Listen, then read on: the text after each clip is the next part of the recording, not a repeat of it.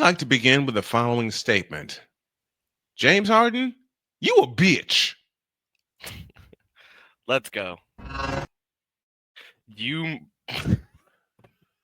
Bitch, why'd you press the button? That's my job. Let's. I can't do it. We'll do it live. Do it live! I'll write it and we'll do it live! Mister, will you please wake up, wake up, wake up, wake up, wake up?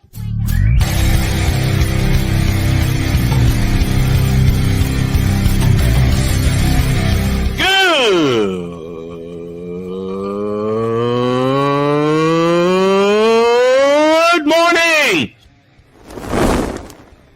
Snowman here to all you Brock Purdy and San Francisco 49er haters. Shut up! I gotta thank you, Shane. I mean, whatever happened to the games where breaking 100 points was, I don't know, unusual?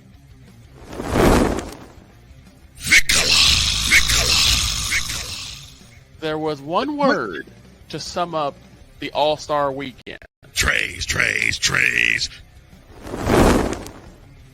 Cause we take this job so serious. Splash Brothers, yes. Ray Allen, replace him with Steve Kerr. Reggie Miller, yeah.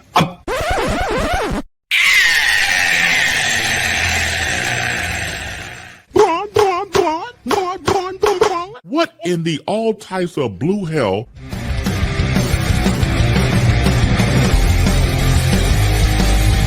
Oh yeah!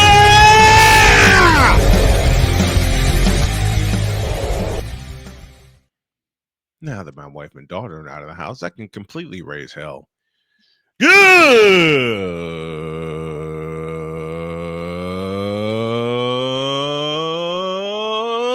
morning. Welcome to the Taco Twisted Tuesday edition of Snowman in the Morning. Glad to have y'all with us. This first hour is brought to you in part by where'd you go? There we go. It's brought to you by SeatGeek. SeatGeek used to go to Snowman to get $20 off of your first purchase. That's only through the power of SeatGeek, where fans can fan. Speaking of Twisted Tuesday, what were you just twisting there? Oh, I thought it was a real Rubik's Cube. Okay. What? It is. No, it's not. It is. Oh, now it is. Like, did you ever solve it? Yes, I've solved it millions of times. I never owned a Rubik's Cube. I've owned a Simon. I've owned that electronic Simon game. All right, let's get down to business. You see the hockey god on your screen. You hear him on all of our radio networks. The first segment is his.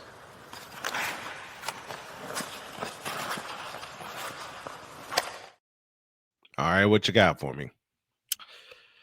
The most ridiculous thing you will see in a while. Oh, this geez. trade happened a few days ago. The Colorado Avalanche trade Mikko Rantanen to the Carolina Hurricanes in exchange for Martin Necas, Jack Drury, a 2025 second-round pick, and a 2026 fourth-round pick. And Taylor Hall is traded from the Chicago Blackhawks to the Carolina Hurricanes in exchange for a third-round pick. Now I have one question to Colorado. Do you hate winning games? Do you just not like winning games? Is that what I'm getting at here? I've got a better question. What in the all types of blue hell?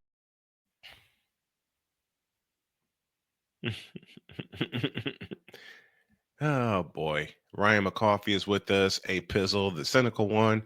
Brian Will is with us as well. If y'all like the programming, do us a favor and please support the Snow Strong Foundation with a cash app to $ Tallman Dr. K50. We got hockey to open the show, and the hockey god is here. What's on your mind with that trade? It's a bunch of kerfuffle of who gives a damn. A kerfuffle. Who won that trade? Did Carolina win that trade? we won't know until the next couple of years, like especially if Carolina decides to re-sign Miko Rantanen and re-sign Taylor Hall, which is going to cost a good bit of moolah because Taylor Hall is a greedy guy. Because I think I can memorize every team Taylor Hall has been on to this point. He started out in Edmonton with Nugent Hopkins and McDavid. That was the greatest first line Edmonton had since Gretzky and Curry and Messier. Oh man. Memories. Since that line, that was one of the greatest first lines they had. And then you got he went to New Jersey after that. I even have a Devils jersey back there in that dresser of Taylor Hall. And then he went to Arizona, played a bit there. And then after that, he went to Chicago. He's a team hopping snake. And now he's in Carolina. That's 5 teams. It's not the most teams anybody's been on, but it's definitely a lot of team hopping. It reminds me of Shaq in his last few years when he started really team hopping, going as far as going to the Celtics. And now wearing his usual 34 because Paul Pierce was wearing 34. And also somebody took 32 as well. So he chose 36. And Charles Barkley with one of the greatest roasts of all time because that's how many points he had in a month. I Carolina, see no lie in that. Let's see, from McCoffey. There it is. Carolina fleeced Colorado and Chicago, but Carolina didn't address their primary concern. Goaltending. For those who are curious, I will grab you the starting goaltenders for the Carolina Hurricanes in the last few games. Pyotr Kochetkov. Who? My case closed. The case is closed right there. Pyotr Kochetkov. What? And now just coming back from injury, the legendary Freddie Anderson. What? You know Frederick Anderson. He was literally the one that brought him to the conference final that year against the Panthers. And they got swept. Oh, jeez. What? It's crazy. Sad. It's sad. It's just sad. And then they got a lot of injuries within the front end with William Carrier out, Tyson Yost, Jesper Foss is also out with an injury. I think Foss might be out permanently, like for the rest of the season, with because he's got a neck injury, and that can be that case may cost him the season. But it doesn't mean that Carolina is out of the playoff race. In fact, they are second in the Metro. Good morning to you, A Pizzle, and to the cynical one, including to Brian Wills, hanging out, Snowman in the panel. Good morning to you as well. To you. The hockey god is here to kick off the show today. For those of you waiting for the podcast version of the show, I will get it caught up today, and it begins with yesterday's episode. I am rebuilding the archives as we speak. Keep going. So yesterday we recapped the save of the week, which was, I believe his name is Jake Ottinger's robbery on the Vegas Golden Knights. And is it still here?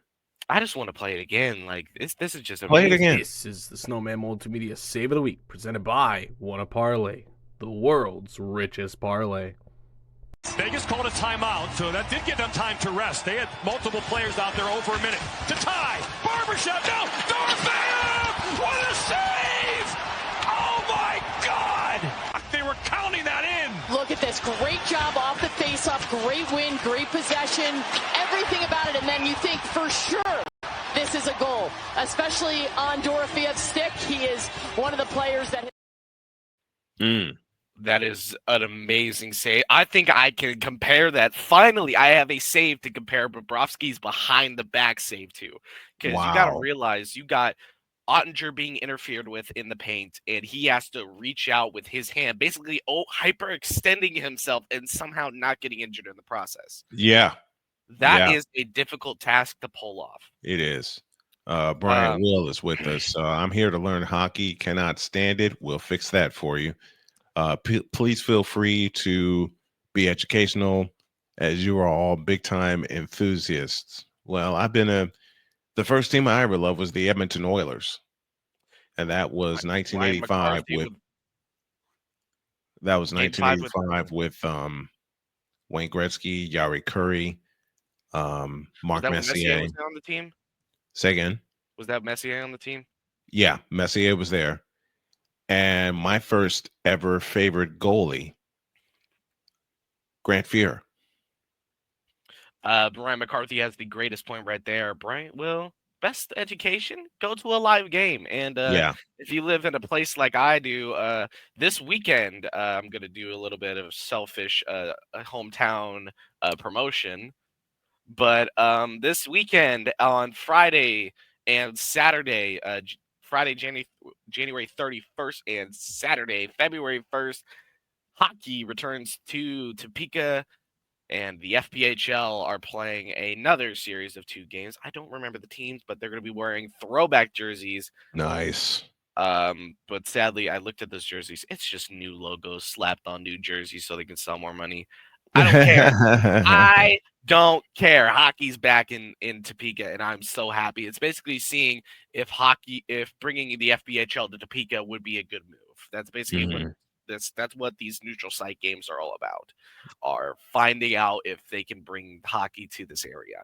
And I hope they choose to, because because $10 a game, that's amazing. You know what else is going to be amazing? When the PWHL hits Comes to Chicago.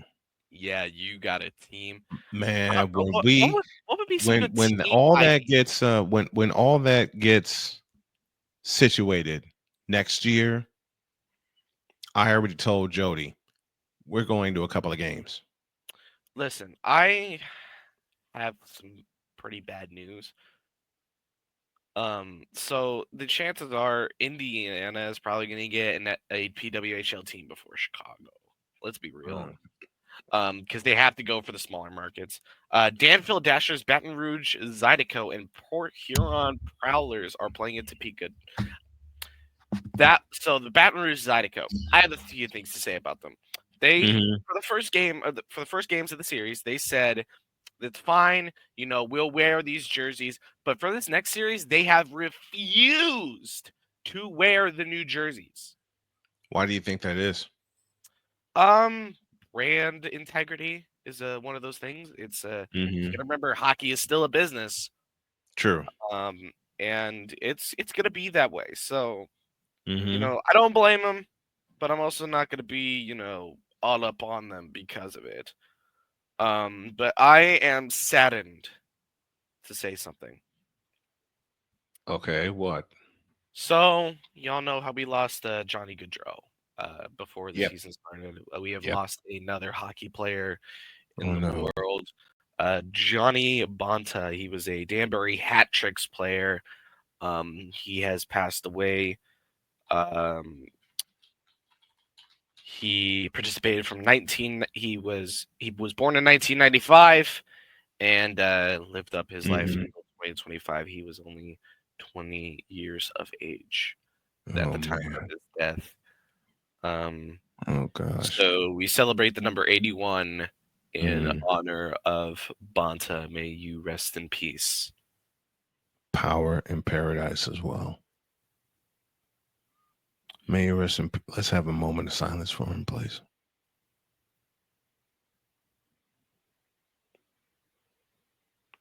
Thank you. On a more positive note, I got the finals from last night. And, oh Lord.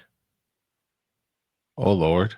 Headache is just the way to describe last night. The Sharks finally got their 5th win since trading Mackenzie Blackwood to the Colorado Avalanche, beating the Pittsburgh Penguins 2-1. Well, what do you know? You heard that right. Yes, the Pittsburgh Penguins were the ones that gave up a Sharks 5th win of since trading Blackwood. Mm-hmm. Game-winning goal went to, guess who? The kid, Macklin Celebrini. And that happened all the way in the second period. The Flyers upset the third best team in the Metro, The New Jersey Devils 4-2 was the Oh, final wow. score there. The game-winning goal coming from Garnet Hathaway from a tip-in goal. They were up 3-0. This game ended 4-2. The Detroit Red Wings dominated home ice advantage. The game-winning goal coming from Soderblom in the second period with 3:07 remaining on a slap shot goal, assisted by Fisher and Johansson, scored on Darcy Kemper. The Sucks don't suck anymore, as they are just on the verge of a playoff spot. The Sucks don't suck anymore, as they are on the verge of a playoff spot. The Canucks, for those of you scoring at home. They don't suck anymore because they are on the verge of a playoff spot after beating the St. Louis Blues 5-2 last night. Okay, Brian, you're in San Antonio. You're by the Riverwalk. Is there? Yes, there is actually. Hold on. There is? There's got to be. Well, no local team that I know of in San Antonio. While Droid looks that up, Ryan McCarthy being with us, not a great game for the Devils. They were missing Jacob Markstrom and Nico Hischier. Did I say that right? Hischier. Thank you. So sadly, no. You want to know why? So the San Antonio Iguanas was one of the first teams around that region of San Antonio. They folded after the 2002 season. They ceased operations following the introduction of the San Antonio Rampage, who operated between 2002 to 2020. Their last affiliation was with the St. Louis Blues in 2020 before becoming the Henderson Silver Knights in Henderson, Nevada. Okay. And in the Iguanas, time in the CHL, they lost to my Wichita Thunder in the finals in their first season. They lost to the Oklahoma City Blazers in finals, so they pulled Jim Kelly, losing in back-to-back championships. Brian says Houston Arrows don't exist. Is the closest with the Houston Arrows. Ryan McCarthy again. The UTSA Roadrunners have a college club hockey team. I would like to see that. But here's the problem. See that, and I'd like to call. I'd like to see that, and I'd like to call that. Here's the problem. Just to see how it would be. Ryan, here's the problem. That team doesn't exist anymore. Houston Arrows ceased in 2013, becoming the Iowa Wild. That would explain that. So go watch some club hockey, man. The ACHA isn't bad. Like even Jayhawks club hockey is pretty entertaining. Have you seen it in person? Yes, I've been to plenty of Jayhawks ice hockey games. Come on. So how I'm not saying this to be sarcastic. I'm saying this because I'm asking a true question. How entertaining is it to watch club hockey as opposed to the big time hockey that I'm used to with the Blackhawks and the Stars and all of them? How entertaining what are the differences? You got about, I would say you got 7 levels of hockey, all the way down to, of course, your Pee-wee levels. Right. But you got the NAHL is one of those levels where you got these players that are looking to get college offers, which is actually the NA. Let me put my glasses on. The NAHL is where Jakub Dobesh, the current one of the current goaltenders for the Montreal Canadiens. He played in the NAHL for the Topeka Pilots before being drafted directly out of Topeka. Isn't that your team? That used to be my team before they ceased operations. Okay. I think they call the Amarillo Wranglers is what they are called now. And the funny thing is that the head coach of the Houston Arrows was Mike Yeo. One of the worst coaches I have ever seen. How come? Don't ask stupid questions. He was the reason the Blues didn't win a championship for almost a decade. Say no more. And he has a son, Oh, Kyler Yo. And guess who he played for? who did he play for? The Topeka Pilots before going The to Topeka Augsburg. Pilots. Before going to Augsburg on a D3 offer. But you got 7 levels. You got the NAHL. You got Division 3, Division 2. You got the NAHL, ACHA, Division 3, Division 2, Division 1. So actually there's 8. So you got Division 1, and then you got ECHL, AHL, NHL. So you got 8 levels of hockey. And there's more if you count Pee Wee and all that. I've But seen even the NAHL, one of the lower ends, was really entertaining, especially since Landon Arena here in Topeka is a pretty massive arena for a small market team. And I what's the think capacity of Landon Arena? it was like somewhere around 10, 10, 15,000. 15. Okay. Just from observation, I would say it's about 10, 15,000 if Yes. the upper bowl is open. Right. The upper bowl isn't open anymore because of the fact that we weren't able to sell it out. But now, because of the monster truck, the whatever that thing's called, they start opening it up because they don't want fans getting injured, which makes sense. Yeah. But you go to these ECHL arenas, they are massive. I went to End Market Arena in Savannah, Georgia, to watch the Savannah Ghost Pirates take on the Grimsville Swamp Rabbits. And, that's where I got the hat you see me wear on the show a couple of times. Right. And that game was packed. I mean, you could argue it was sold out. And keep in mind, this is on a Wednesday. Yeah. A Wednesday hockey game sold out when there's a bunch of kids probably just getting off of school, because this was a 3 p.m. start. So these high schoolers are just now getting off of school, and they're like, you know what? Let's go to a hockey game after. Yep. And the End Market Arena, guess where it is? It's just outside of Savannah, just off of I-44. I think it's called I-44, I believe, because that's the one that goes through Greensboro, or no, not Greensboro. I don't remember what it's called. But then these ACHA arenas, they're really small because these colleges aren't using their resources. Like, I guarantee you, if there was a hockey game at the Fog, oh Lord, would that sell out? Well, what's the capacity at the Fog? 15 grand? Because for years I think it was 15,000. Give or take, let's go to the Fog seating capacity. And that gives you 16,300. That is the Allen Fieldhouse. It used to be about 15. I think. But they added.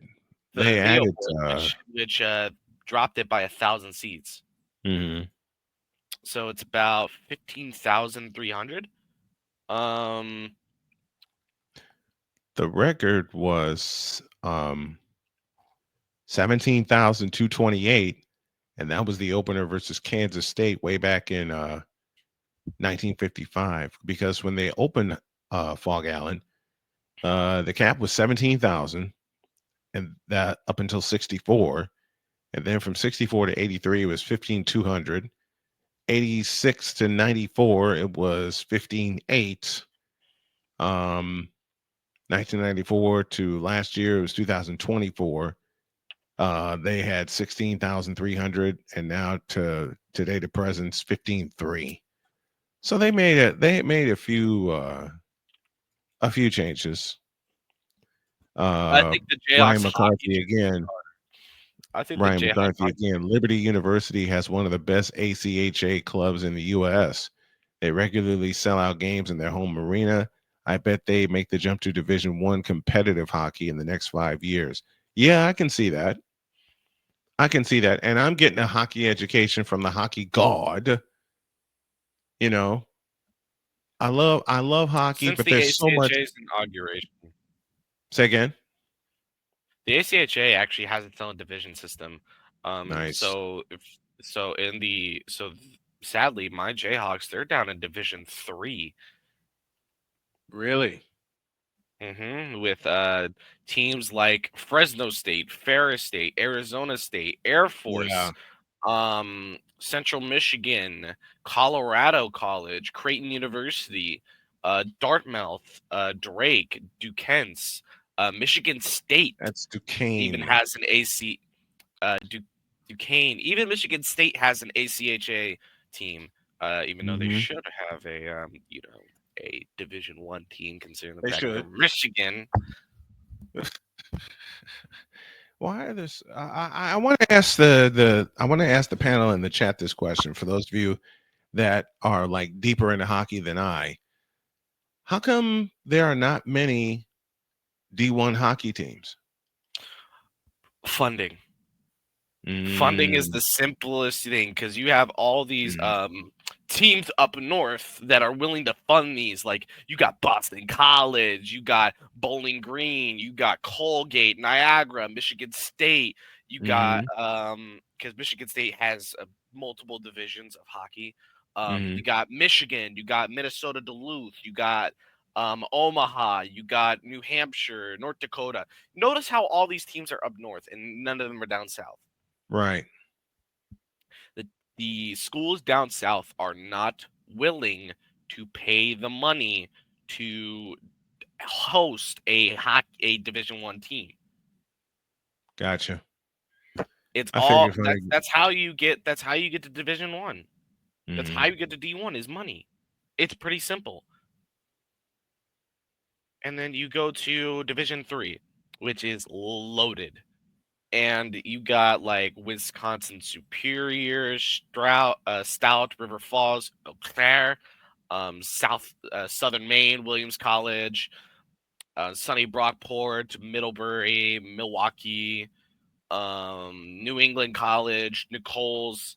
So you start to get a little bit more down south with that.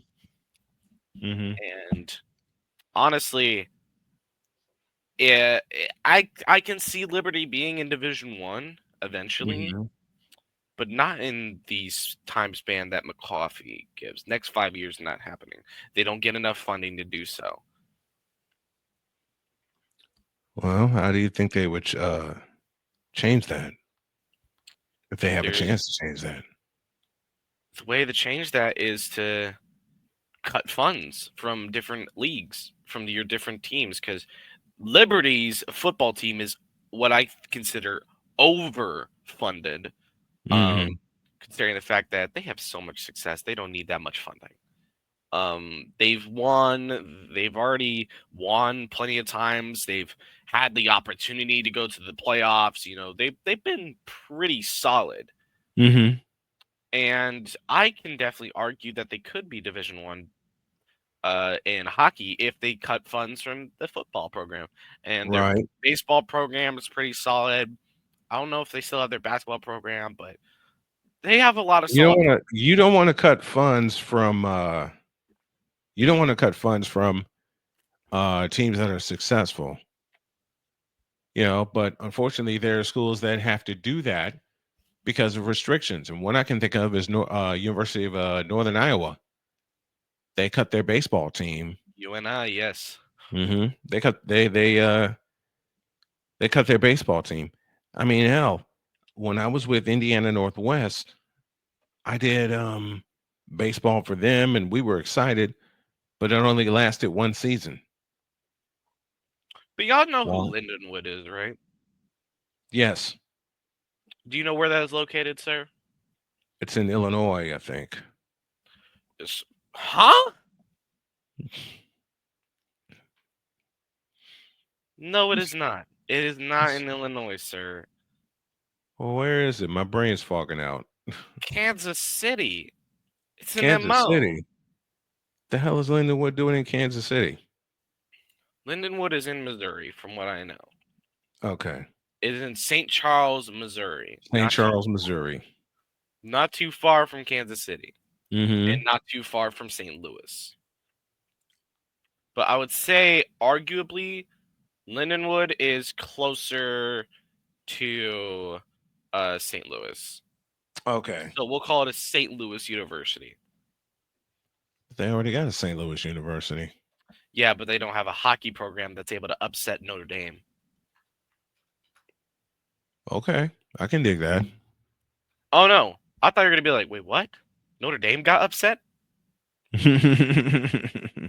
This replay of the final 30 seconds is provided by Peacock and the NBC sports team that works with the NCAA Division I hockey. This is the last 30 seconds of that game between Notre Dame and Lindenwood. The puck, backhanded into the Irish zone. It's wide of the frame. It's a foot race, and it's won by Sean Evans. What hustle to beat the icing call. Well, that's third effort there from Evans. One last gasp for the Irish. 15 seconds left. Ali can't get it towards net. It's loose, cleared, but not out. Kublin with 6 seconds shoots into the corner. Helliwell whacks at it. 2 seconds left. The clock runs out, and Lindenwood has won. The Lions have one of their biggest wins in program history.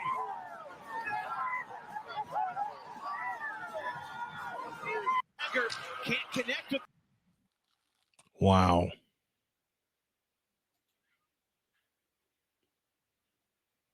Quit pushing buttons, man.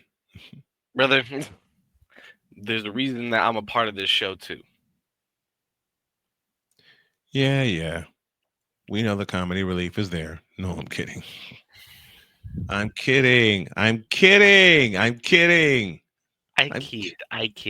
But the biggest upset was what Ryan McCoffey just mentioned, the UNLV Rebels upsetting the Denver University. You got a clip for that one?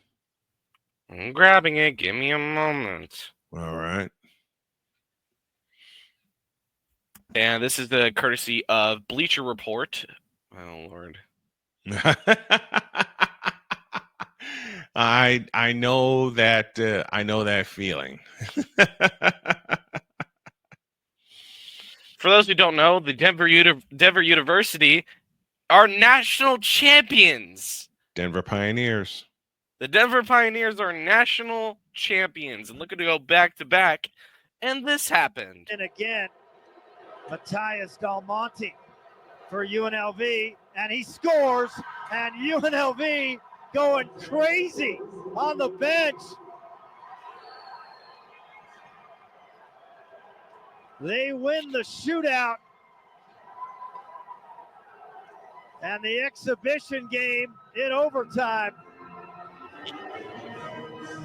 Dramatic comeback for Denver, down 5-1 after 2 periods. They tied it at 6. This is a beautiful but it was UNLV in the penalty shots that will go home happy.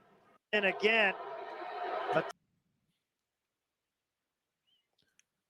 good stuff, man. Club hockey is college hockey, and it's fierce. To keep that simple. And did you hear that? And you heard that correctly, correct? Mm-hmm. Denver were down 5-1. 5-1. And they win at 7-6. Mm-hmm. And I actually got some transfer news also, and this is going to make our friend Mr. Brian Will unhappy. UTSA cornerback Denver Harris has signed with UNLV. Is you going to play football or hockey there? Football.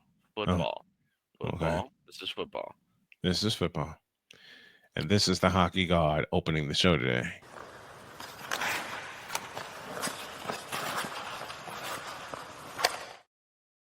Take a break. When you all get back, all-star suckage. Or as a friend put it, all-star suckitude. We'll do a deep dive into that. We had planned it yesterday. Didn't get to it because we were all over the place. We'll do it when you all get back.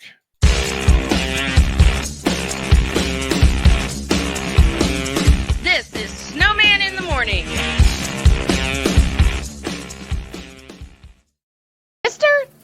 do you operate this Twitter thing or this Instagram thing or whatever the heck? You're supposed to know all this stuff. Anyway, welcome back to the show. All right, y'all. We got something new on Tuesdays. We had it before. Didn't continue it because schedules got crazy. Please help me welcome Errol Marks. What's up, He's back. What's up, guys? How are you?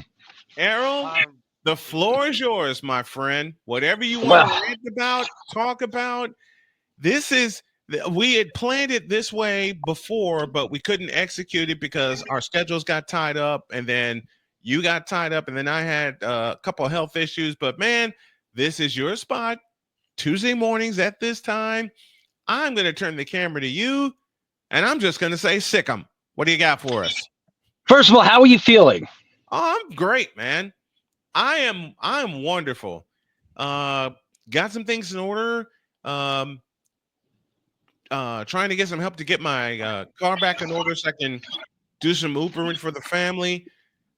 But me, I'm close to having my legs back because, as y'all know, I was in a wheelchair for about 7 months, and it's taking me a bit to get my legs stretched back out. But wife is helping me, my daughter's helping me.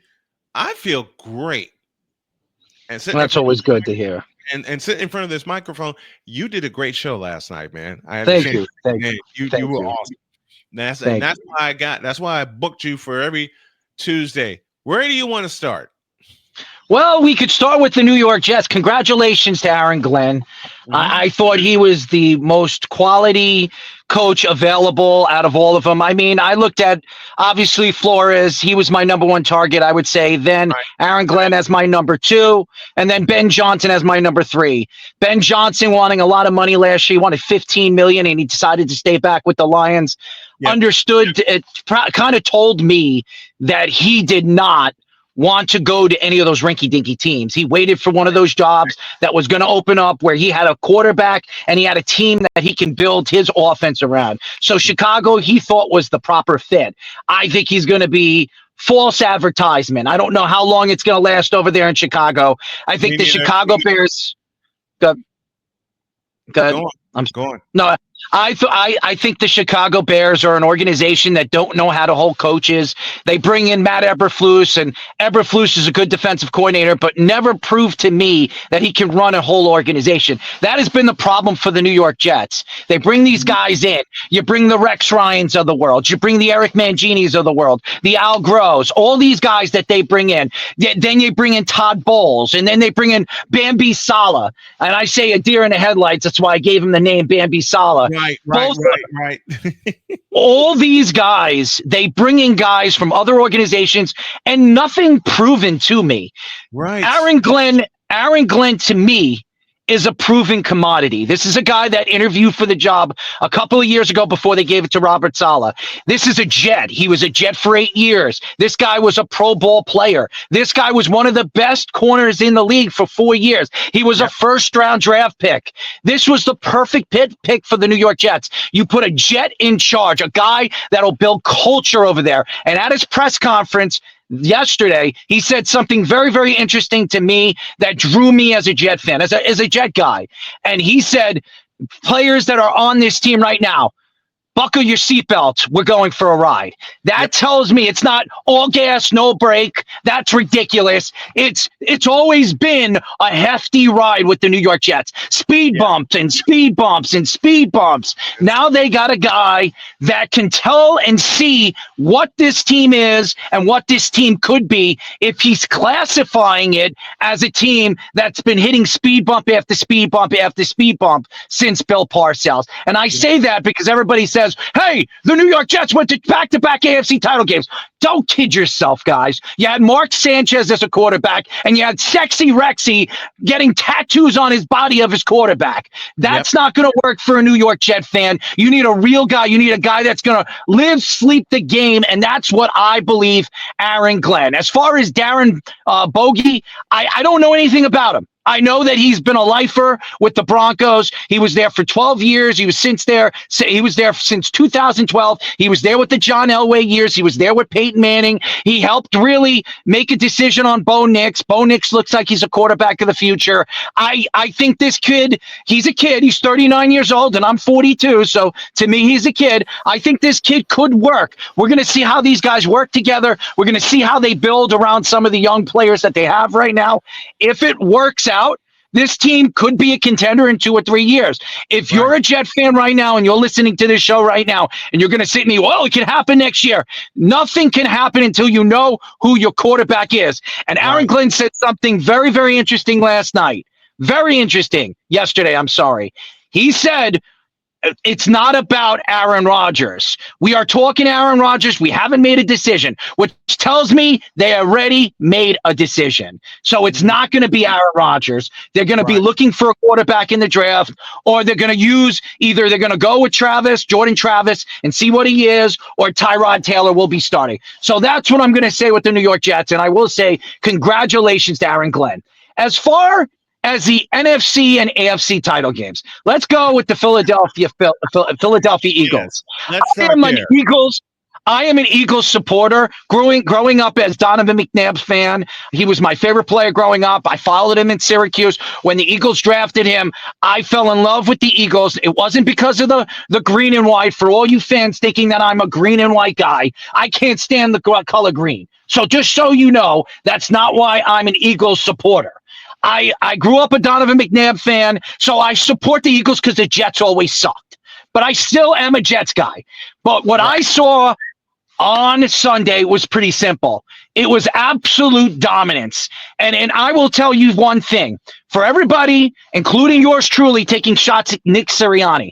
Nick Sirianni has held this team together. He's keeping this team together. For all the things that happened last year, and some people saying that he isn't the coach, he shouldn't be the coach, they should go into the offseason with a new coach, they did the right thing.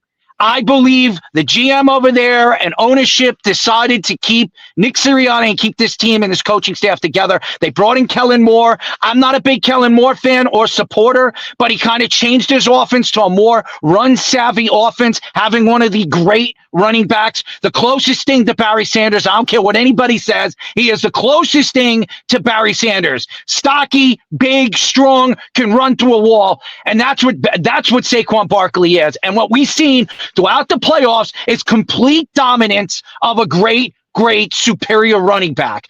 This Philadelphia Eagle team is completely different from a couple of years ago when they won the Super Bowl when they beat the Patriots with Nick Foles. I think Jalen Hurts hasn't made any mistakes. He is a lot healthier than people thought he was going into the game. And I love what they did. They had a great game plan. Defensively, they've been just absolutely dominant. Their front seven, Jalen Carter's a beast. Davis is a beast. Braun has been a great addition. Their secondary, obviously, Mitchell and DeJean and Slay has really, obviously in the second half, really, taken over as a slot corner. So they've given themselves so much depth. I think they had the best offseason I have seen a team have in such a long time. And again, congratulations to the Washington Commanders. Congratulations. And congratulations to Jaden Daniels. He's going to be a sensational quarterback. But what the Washington Commanders don't know, and I'm going to say this might not happen again. They had to go into this game ready and willing to do whatever they can to knock off the better team. They didn't show up to this game. They didn't. Dan Quinn got outcoached. He got outcoached. And Dan Quinn has done this before. He's been to title games. He's won a Super Bowl as a defensive coordinator. He's gone to an NFC title game as a head coach and won with Atlanta. But he's choked in the playoffs and the big game. And he choked in this game. So it was just an absolute dominance. Too many drops. Eckler dropped the ball. Too many kick return dropped the ball. There was too many special teams mistakes. And that's why the Eagles just absolutely dominated and scored 50 on a Washington Commander defense. And by the way, what the hell is Louvu doing? I have never seen that in my complete life.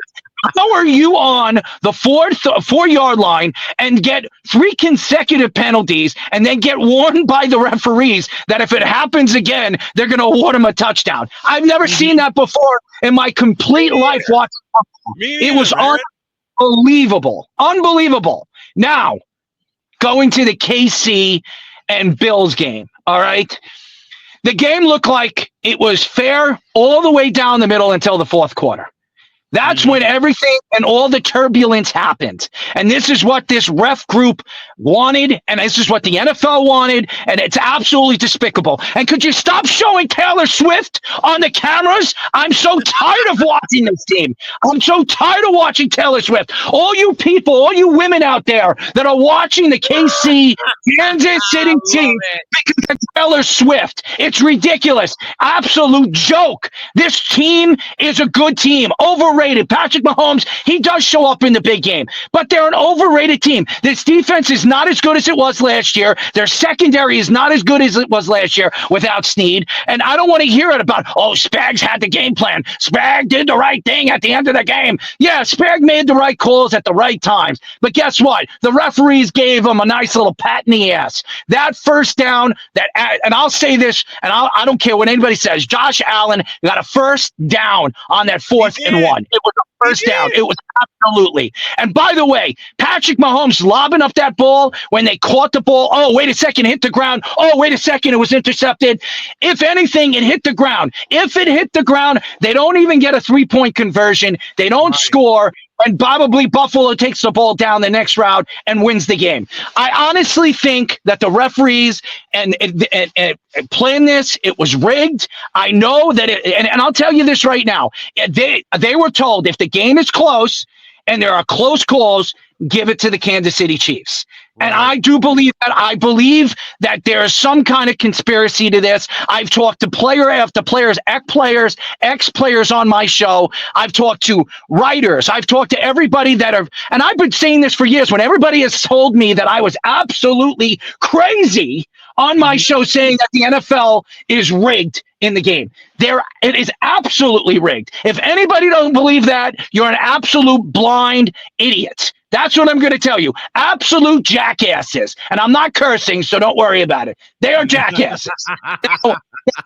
As far as I'm concerned right now, you're going to a Super Bowl where these two teams have met before. And what happened? Oh, we remember. Patrick Mahomes went down in the first half. He had a hurt ankle. He was going to stay in the pocket. He had to have his leg wrapped. Remember that? And then all of a sudden in the fourth quarter, this guy's slamming and damming and slashing and dashing, and he's all over the field running 20 yards, 22 yards. This guy's leg was absolutely not hurt. His ankle was absolutely healthy. I'll tell you this. For any conspiracy out there, this Eagle team is so much better than the Kansas City Chiefs. If the Kansas City Chiefs win this game, and it is even close, it tells me the game is rigged. I don't care what anybody says. This Eagles team is better defensively, better offensively, better in the trenches, better special teams, not better coaching, but that's the only thing they have. So anybody sitting here today and listening to this show right now, no matter how good Andy Reid is, you can't take away talent. And Saquon Barkley, they couldn't stop James Cook. Do you actually think if the Eagles are going to keep feeding the beast and Saquon Barkley the ball, they're going to be able to stop him? Not a chance in hell. I expect Saquon to get 2 or 3 touchdowns in this game, at least 2 in this game. And I'm going to tell you that they should run all over the Kansas City Chiefs. It shouldn't even be close. It shouldn't even be close. Do you think Saquon can get 200 in the Super Bowl? No, he's not getting 200. No, I think 80 rushing yards and about 40 to 50 all-purpose catching yards. I think he gets, a complete game of 140 yards, 2 touchdowns, maybe 3, depending on, how they start fairly quickly. Saquon usually scores in the first quarter. You'll know his pace. If he scores a touchdown in the first quarter, you can probably predict he's going to score another one. And maybe 2. So you'll see the pace of the game and how the game kind of moves. I'm going to be down in New Orleans next week. We were invited to do our show. So we're going to go down and we're going to have a little fun with some of the great guests that we're going to interview. And I preach to everybody to check out what we're going to be doing.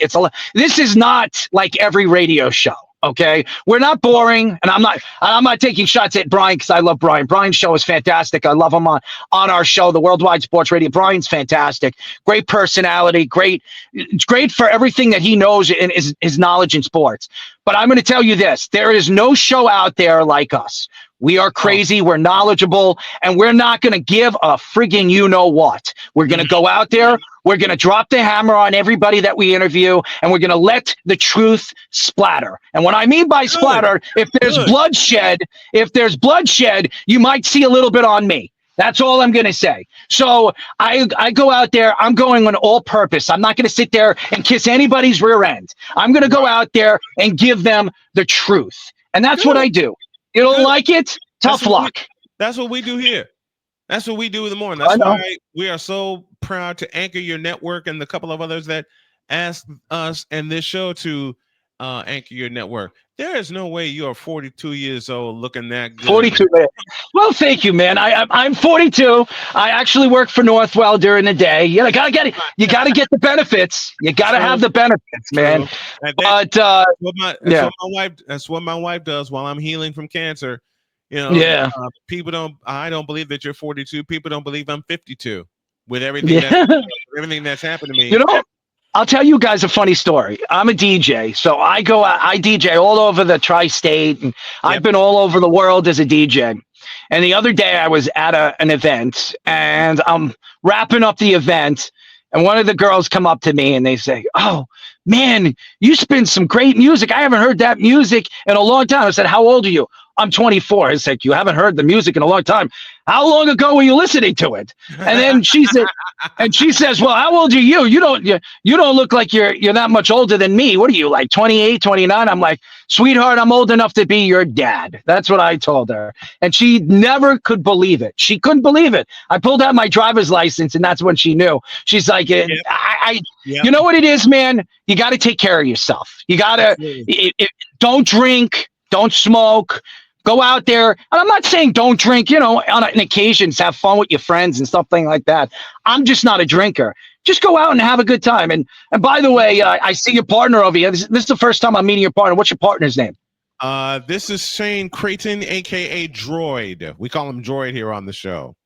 Droid? Oh, all right. Yep. Droid. Is he Go ahead, Droid. Well, I forgot it was me, but yeah, we actually did meet way. Oh, okay. It was like one of the first things. I remember you were talking about Panthers Rangers. That's right. And I want people to know this. I am aware that the NFL is a business, and yes, there's rigging because it's a business. They want to make the most money that they can, and that's how they're doing it. They're making the most money by having the two biggest teams and the biggest franchises in the Super Bowl. That's how this works. You take two big names and you put them in, you make the most money because the Super Bowl is going to sell out because of the names. But I am tired as a fan of getting ridiculed for being a Chiefs fan just because the NFL is choosing to be a business instead of an actual sports league. Right. I'm not. By the way, I didn't know that you were a Chiefs fan. And if you're a Chiefs fan, good for you. I mean, a lot of our handicap players, they're Chiefs fans. One of them has Chief tickets. I was actually invited if I could fly over there to go to the Bills and Chiefs game. He had seats right on the ground to watch the game. I chose not to because I'm going to New Orleans the week after. So I'm not going to make two trips. It's too much for me. It's too much traveling for me. So I didn't go to Kansas City, but I will experience going to a Kansas City game one of these days. But hey, listen, I don't take shots at, as far as I'm concerned, of the Chiefs' accomplishments. I just think the NFL loves this. Patrick Mahomes is the Tom Brady of this era. They want Patrick Mahomes to have a three-peat. They want this because it's never happened before, and it's going to draw eyes. That's what it's going to do. That's the only reason why the NFL wants it. And the teams that attempted a three-peat before, Troy Aikman and the Cowboys in the 90s, Joe Montana, 49ers in the 80s, it didn't draw as many eyes as this will, because I think in the Aikman, in the Cowboys era of the 90s and the 49ers of the 80s, I think it was expected that somebody only wins one. They don't get a chance to win two, and they certainly don't get a chance to win three. You know how rare that opportunity is. but Yep. Patrick Mahomes has a chance to win 3 in a row. The growth has been so different, and the audience, like you have talked about on your show so many times over, and I appreciate you talking about this. And let's mention the folks. We got Lennon Barnes from the University of Missouri talking Bowl Madness up next. We'll do that after the break. But it's something you said about the audience changing right before our eyes, and now we got this.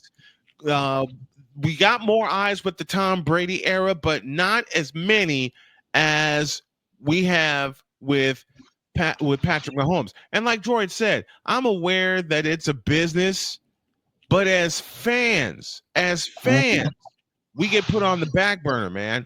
And it's happening more now than it has in the past with the era of the Niners and the Cowboys and those teams that actually had full teams, not good teams, but full teams. And Joy, you know what I'm talking about when I say full teams, when you had all the spots covered on your team. And to repeat something that Droid said just a moment ago, as fans, the joy is being taken away from us. What do you think, E? Well, he's on the phone. Right? The joy is being taken away from us. My bad, bro. All right. What was the question? I'm sorry. What was the question? Is something you had said on your show so many times before. Did I lose you? I think I lost you. Oh, did you? Hear you? We got you. We're right here. There it is. Okay. What was your question? We're right here. The games in the pro leagues, period, especially the NFL, has been taken away from the fans. That's something that you have said, Errol, on your show, which is why I appreciate listening to your show while I'm. I heard all that. What's your question? I heard all that. What was your question? Do you think it's being taken away from the fans? Or 100%. I 100% believe it's taken away from the fans. 100%. I think the league. I think what the league is doing right now is they're trying to grow a product and bring in more cash and more flow. That's why this 18-game thought of bringing in an 18-game season is something that a lot of these veteran quarterbacks aren't getting paid the guaranteed money. And now players are complaining that if you're going to bring an 18-game, all the money should be guaranteed. 100%.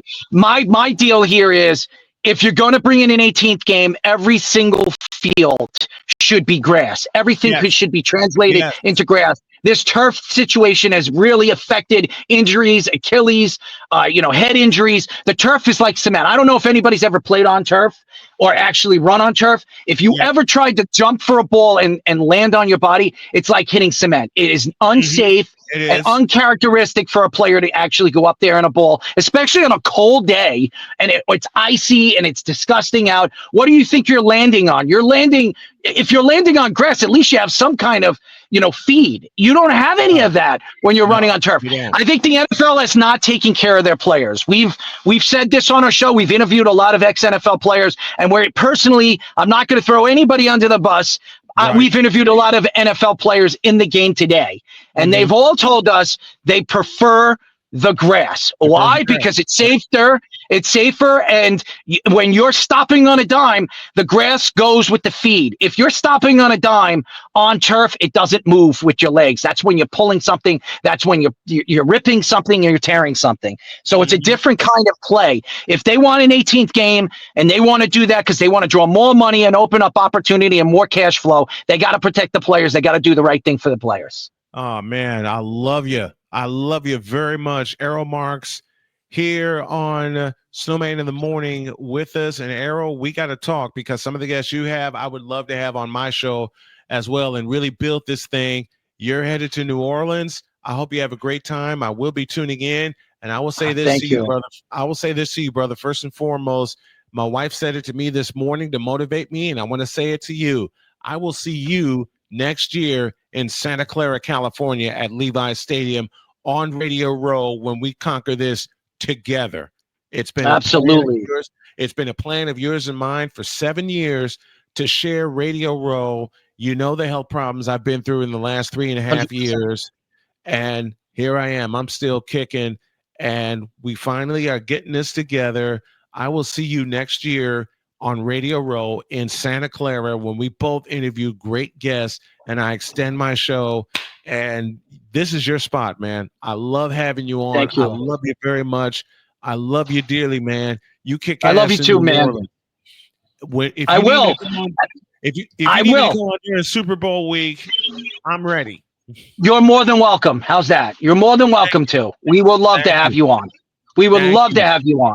Absolutely.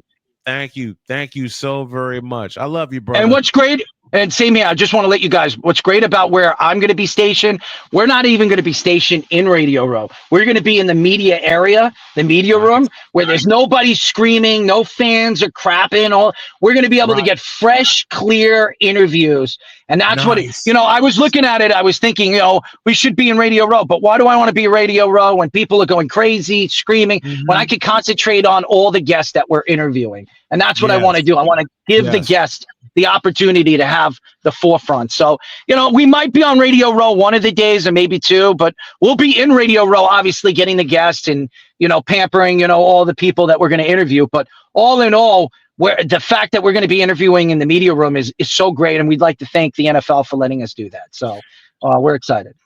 Well, the building of Snowman in the Morning, even though we're in our 11th season, has started. I've had Super Bowl champions on my show in the past. Errol, as you know, I've had Lee Woodall on the show. I've had Gary Reasons from the Giants. I want to get more guests. I want to get more guests like that. And I know you've pledged to help me. But 100%.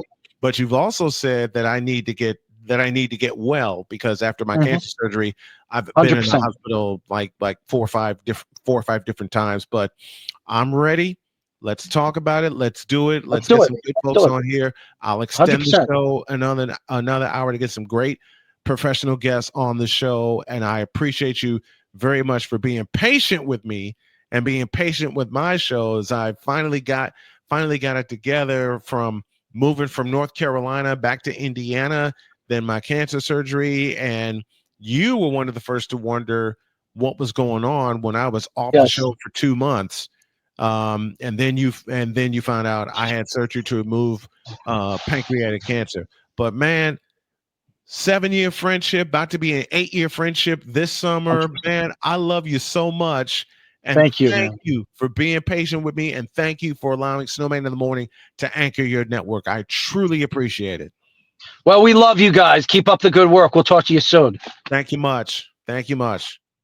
All right, let's take our halftime break. And when we come back, Droid takes the microphone and has Lennon Barnes on the program. Y'all remember him. He got a chance to hold a trophy. We'll talk about all that. Second hour of Snowman in the Morning with the smiling Droid and Lennon Barnes is next.